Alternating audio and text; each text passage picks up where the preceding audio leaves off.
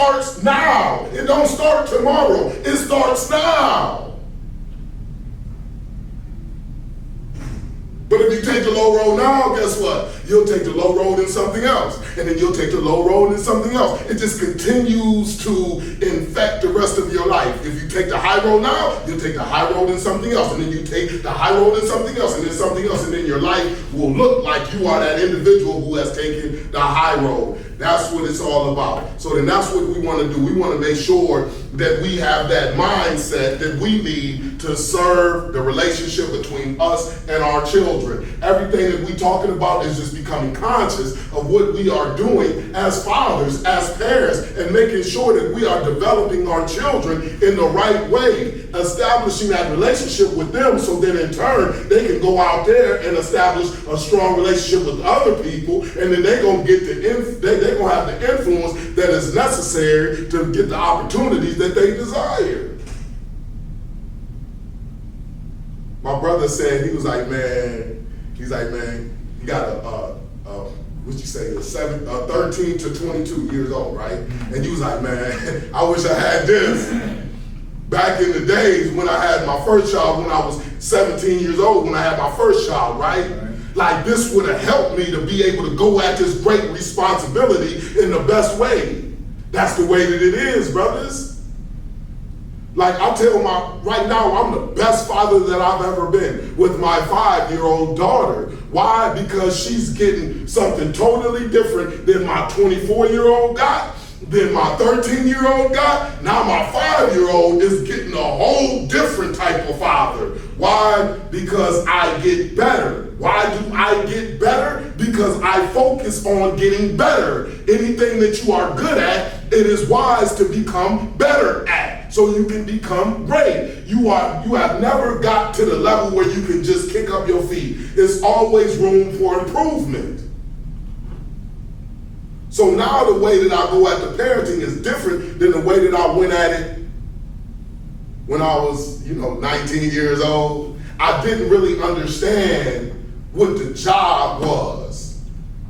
But now that I understand the job, it's totally different. I understand what's at stake. So we can't cry over spilled milk. What do? We take advantage of right now. You pour everything into the right now. I remember I said, because I turned 43 in March, and it was like, man, dang, man, you getting old. I said, no, I'm not. I'm getting seasoned. I ain't getting old. I said, man, I'm going to take all of my 42 years and I'm going to pour that puppy all into year 43. Man, 43 about to be phenomenal. That means I'm going to take my successes, I'm going to take my failures, and I'm going to invest that into year 43. How can year 43 not be like great? I'm going to take all of that experience, it's a wealth of experience, and I'm going to pour it all into year 43. It's about to be phenomenal. So I go into year 43 looking at it a bit differently than somebody who's looking at it and saying, man, I'm getting old, man, I can't even hardly walk anymore. I'm going in that puppy energized, like, man, you know what I'm about to do with year 43? Different ball game. So then that's what we're going to do with this information. So now when we get this information, what are we going to say? Man, you know how I'm about to go ahead and start my parenting from this day forward? It's going to be something totally different. I've come in contact with information that can change my direction. And if I change my direction, then my destination will be completely different. The destination of my children will be completely different because I made the decision to change my direction. You can change your direction with one word. You can change your direction overnight. Yeah, you can't reach that destination until maybe 5 years from now, maybe 10 years from now. But the best chance that you have to reach that destination is if you change your direction. Everything about this parenting piece is just getting us to think, then do. But all of those other years, what was you doing? You was doing, right? You was just on autopilot, just doing. And if we do and then think, Where we gonna be at in life?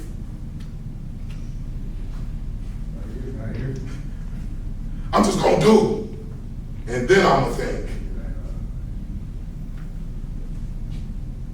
I'm just gonna go to Alaska.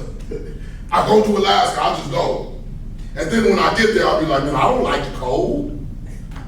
I'm not even a cold type of person. I want it to be tropical, right? Well, I should have thought about that before I made the trip to Alaska. I should have understood, man, what Alaska had to offer, and then I might not would have made the decision to go to Alaska. But now I gotta waste the time to get back to point A, so now I can redirect myself and go to a place that I wanna go, to a place that I wanna be at. So that's what we wanna do. We wanna think and then go.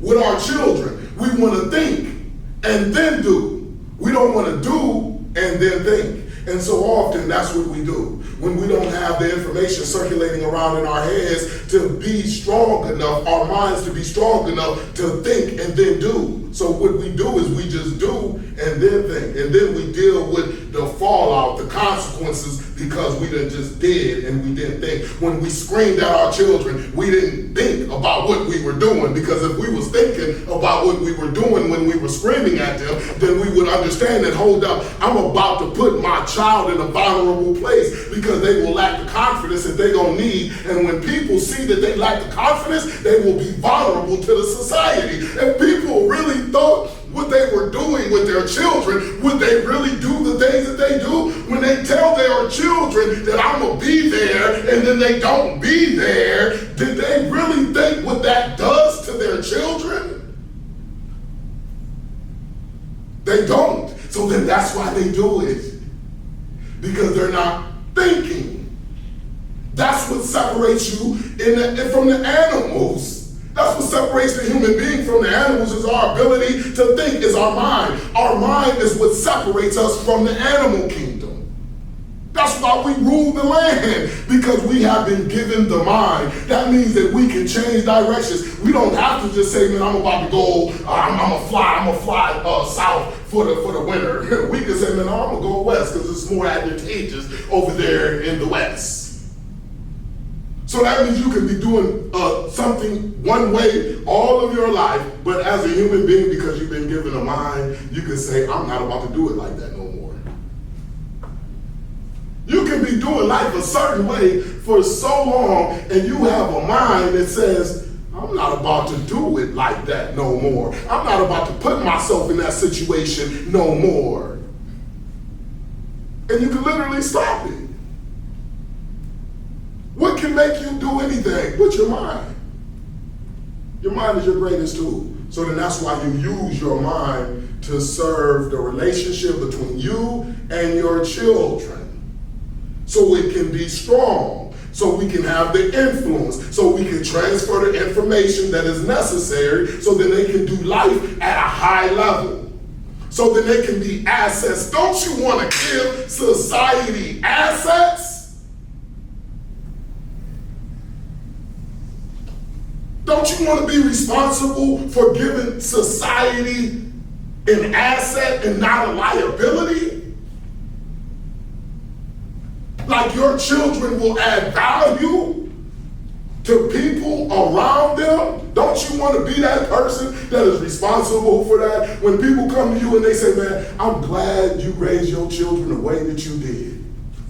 Your children offer so much to our company. Your children offer so much to the relationship. Your children offer so much. The person that your children is just phenomenal. And I'm just appreciative of what you have done, your commitment. Don't you want that conversation?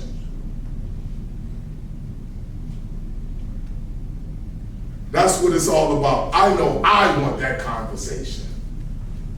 Because if I'm getting that conversation, then I know that my children are in a good place. That's all it's about. So that's why we go through these classes.